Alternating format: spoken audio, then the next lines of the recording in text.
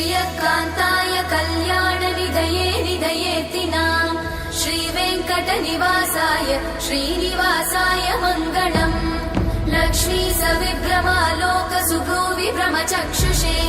चक्षुषे सर्वलोकानां वेङ्कटेशाय मङ्गलम्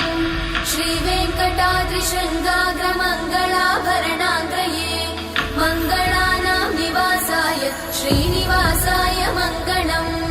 सर्वावयव सौन्दर्य सम्पदा सर्वचेतसां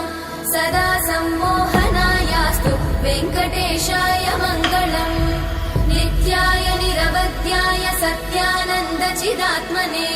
सर्वान्तरात्मने श्रीमद् वेङ्कटेशाय मङ्गलम् स्वतः सर्वविदे सर्वशक्तये सर्वशेषिने